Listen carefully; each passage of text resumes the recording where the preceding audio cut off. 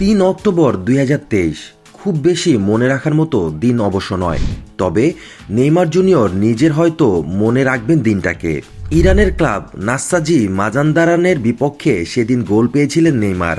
এরপর ৫০০ দিনের বেশি পার হয়ে গিয়েছে, কিন্তু নেইমার আর পেশাদার ফুটবলে গোলের দেখা পাননি। সেই খরা অবশেষে কেটেছে আজ। সান্তোসের জার্সিতে ফেরার পর আজই প্রথম গোলের দেখা পেলেন এই ব্রাজিলিয়ান তারকা, হোক সেটা পেনাল্টিতে। নেইমারের পা থেকে বল যাচ্ছে জালে, এমন দৃশ্যই হয়তো একেবারেই মন্দ নয়।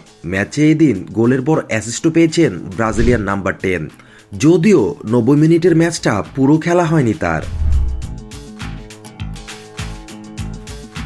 ব্রাজিলিয়ান ফুটবলে ফিরে আসার পর সান্তোসের হয়ে তার প্রথম গোলটি পেয়েছেন অ্যাগুয়া সান্তার বিপক্ষে। ৩-১ ব্যবধানে জয়ে ১৪তম মিনিটে পেনাল্টি থেকে গোলটি করেন। সাও পাওলো স্টেট চ্যাম্পিয়নশিপের ম্যাচে নেইমার গোলের পাশাপাশি অ্যাসিস্টও করেছেন। প্রথমার্ধে লিড দ্বিগুণ করেছেন থাসিয়ানো, আর ৭০ মিনিটে নেইমারের অ্যাসিস্টে গোল করেন গুইলেমে। তবে নেইমার এখনও তার প্রত্যাবর্তনের পর থেকে কোনো ম্যাচের পুরো ৯০ মিনিট খেলতে পারেনি। আগের পারফরমেন্স খুব একটা ভালো আলো কাটতে পারেনি, তবে রোববারের ম্যাচে নেইমার ছিলেন ছন্দে। সান্তোসও পেয়েছে প্রত্যাশিত এক জয়।